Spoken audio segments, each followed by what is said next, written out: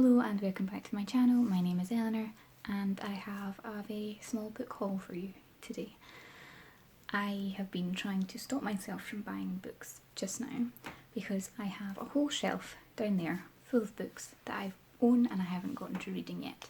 And not too long ago I did a video talking about the oldest books I've had on my TBR and I still haven't read them. So I didn't need to be buying more books, but I'm very much in a particular mood for reading right now and I couldn't stop myself. I do mostly buy my books second hand, so there is a level of guilt-free buying there when you can get them really cheap. So without further ado, the first book I bought myself was Fearsum Endjinn by Iain M. Banks.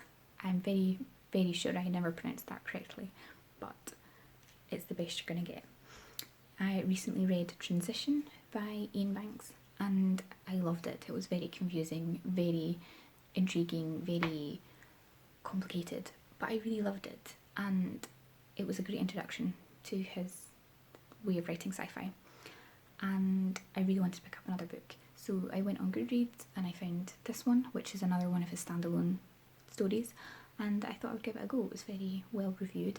I don't know too much about it, but I don't mind that. I did like his writing and I'm intrigued to give this one a go. With having just a quick flick through it though, there is some nice illustrations for some of the chapter headings and I'm excited about that. I'm not 100% sure what it's about, but it's got kings and intrigue and the end is coming for certain things and it just sounds very interesting. I just really enjoy his writing, and although I've only read one of his books, he is very well recommended to me by other lovers of science fiction and weird books that don't quite fit genres, and I quite like creepy and weird and interesting and twisty books. I find them really entertaining. So I'm excited to get to this. And then the next two books I'll introduce together. So they're Shakespeare's Landlord and Shakespeare's Champion by Charlaine.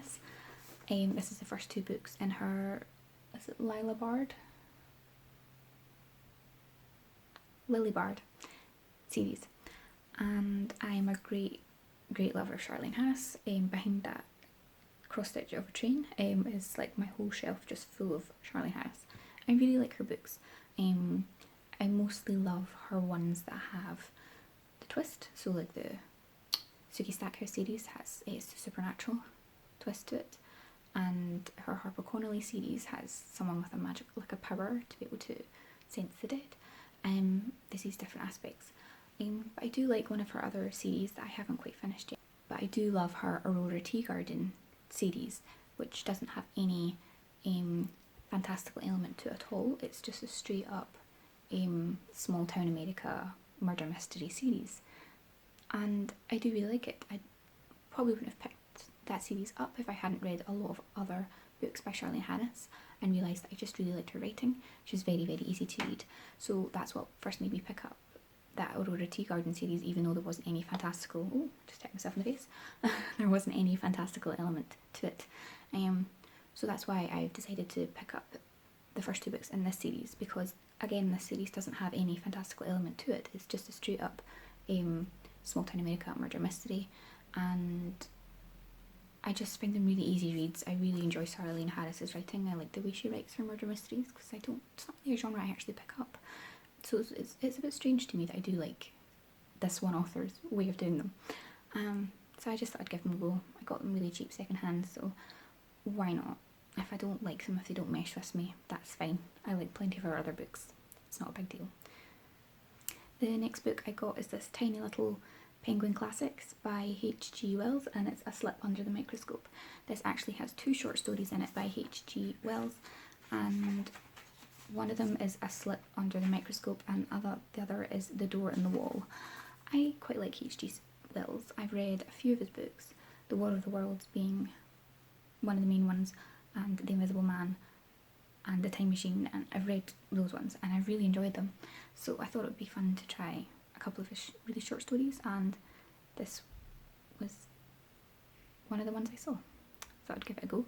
I didn't quite realise it was going to be this tiny. It's only 55 pages, which is quite ridiculous.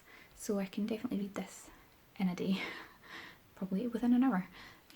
But yeah, I'm interested in reading more classic sci-fi because it's a genre I really love, and they can be a bit hit or miss because it depends if you mesh with the old way of writing and with what the author was trying to do. They wrote quite differently back in the day when science fiction was just becoming a genre in itself. But I have quite liked some of H.G. Wells's other work, and I'm intrigued to see what I think of these two short stories. And the next and final book that I have is The City and the Stars by Arthur C. Clarke. I previously read 2001: A Space Odyssey by Arthur C. Clarke, and I really enjoyed it. It was very weird and very good, and just a very quiet book. I don't know how else to describe it. It was just a very unassuming book.